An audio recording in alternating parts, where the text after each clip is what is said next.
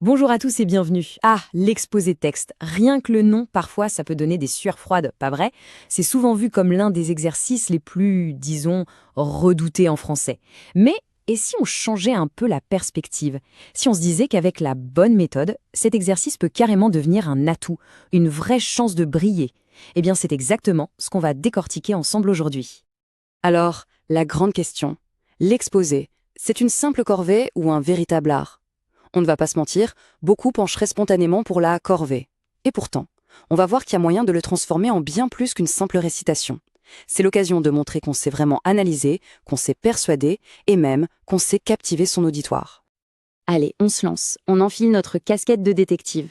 Parce que oui, la première étape, c'est de loin la plus cruciale, la préparation. Avant même de penser à écrire quoi que ce soit, il faut enquêter. C'est vraiment ce travail en amont qui va faire toute la différence. La différence entre un exposé bof et un exposé qui marque les esprits. Alors, comment on mène cette enquête? Il y a 4 grandes étapes. Premièrement, la lecture active. Et là, attention, on ne fait pas que lire. On dissèque le texte, on le retourne dans tous les sens pour en percer tous les secrets. Deuxième point, on fait sa carte d'identité. Qui a écrit ça? Quand? Dans quel contexte? C'est la base. Ensuite, ma partie préférée, la chasse aux indices. On part à la recherche des métaphores, on regarde la syntaxe, le vocabulaire, tout ce qui rend le texte unique. Et tout ça nous amène au point culminant, formuler la problématique. C'est la grande question, l'énigme que notre exposé va chercher à résoudre. Et cette problématique, franchement, c'est le cœur du réacteur. C'est ça, le vrai moteur de toute l'analyse. Il faut bien comprendre, ce n'est pas juste une question du genre de quoi parle le texte. Ça, c'est la porte ouverte au résumé. Non, la problématique, c'est la question de fond, celle à laquelle tout le développement va répondre, point par point. C'est vraiment ce qui fait passer d'un simple résumé à une argumentation construite. Regardez bien la différence, elle est flagrante. D'un côté, une question faible, que dit le texte? Là, c'est quasi certain, on tombe dans la paraphrase, on ne fait que redire ce qui est déjà écrit. De l'autre, une question forte. Comment l'auteur utilise-t-il l'imagerie pour exprimer la solitude? Ah, là, ça change tout. Ça ouvre un champ d'enquête immense. Ça nous oblige à aller chercher les outils de l'auteur, à analyser leurs effets, à creuser. Bon, le travail de détective est fait. On a nos indices, notre problématique. Maintenant, il faut construire. On passe en mode architecte. Comment est-ce qu'on assemble tout ça pour que ça tienne la route? Pour bâtir une argumentation solide. C'est le moment de dessiner le plan. Et le plan le plus efficace, c'est un classique qui a fait ses preuves. La structure en 3 parties. Pensez-y comme une mini-pièce de théâtre. Acte 1, l'introduction. On doit accrocher l'auditoire, présenter le texte et surtout annoncer la couleur avec la problématique et le plan. Acte 2, le cœur du sujet, le développement. C'est là qu'on déroule l'analyse, en 2 ou 3 parties bien logiques et surtout qu'on apporte des preuves. Et enfin, acte 3, la conclusion. Le bouquet final. On résume ce qu'on a trouvé, on répond clairement à la problématique et on termine sur une pensée qui fait réfléchir. Et attention, dans le développement, il y a une règle d'or, une règle absolue. Les citations, ce ne sont pas des objets de décoration pour faire joli. Ce sont des preuves, des pièces à conviction. Chaque extrait qu'on choisit doit servir à quelque chose, à appuyer une idée précise. Et ça ne suffit pas de la balancer comme ça. Il faut l'analyser.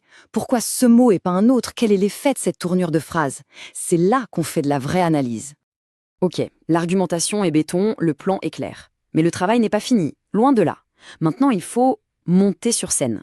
Parce qu'une analyse géniale mais mal présentée, eh bien, elle perd tout son impact. C'est là qu'intervient l'art oratoire. Alors, quelques petits conseils pour que la présentation soit au top. D'abord, la répétition. C'est la clé. Il faut s'entraîner à voix haute, se chronométrer. C'est indispensable pour gérer son temps. Le jour J, on évite à tout prix de lire ses notes mot pour mot. On parle, on s'adresse à l'auditoire, on le regarde. Le contact visuel, ça change tout. Ça crée un vrai lien. Et puis, un truc tout bête mais essentiel, respirer. Une bonne respiration, ça aide à gérer le stress et ça donne de la force à la voix. Ok, mais concrètement, sur quoi on est évalué? Si on regarde ce graphique, il y a un message très clair. La forme, c'est bien, mais le fond, c'est primordial. Regardez l'importance de la profondeur de l'analyse et de la maîtrise du contenu. C'est énorme, ça pèse beaucoup, beaucoup plus lourd que la simple clarté de la voix.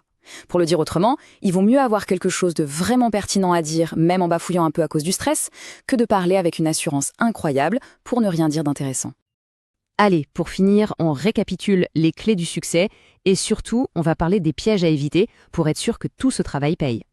S'il y a une erreur à ne jamais, jamais commettre, c'est bien celle-là, le piège absolu. C'est la différence entre paraphraser et analyser. Paraphraser, c'est juste redire le texte avec ses propres mots. Ça n'a que très peu d'intérêt. Analyser, c'est tout autre chose. C'est expliquer comment l'auteur s'y prend pour créer un effet et pourquoi. C'est chercher le sens qui se cache derrière les mots. Donc, si on résume tout ça, on peut voir les compétences clés ici. C'est un peu la checklist ultime avant de se lancer.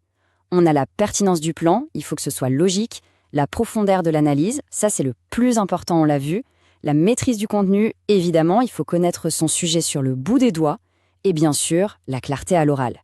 C'est vraiment le combo de tout ça qui fait un exposé réussi. Voilà. La prochaine fois qu'un exposé de texte se présente, essayez de ne pas le voir comme une corvée ou un examen. Voyez-le plutôt comme une opportunité, une scène qui est là, juste pour vous. C'est une chance unique de partager une vision, de montrer sa finesse de lecture, et oui, tout simplement de briller. Alors lancez-vous, la scène est à vous.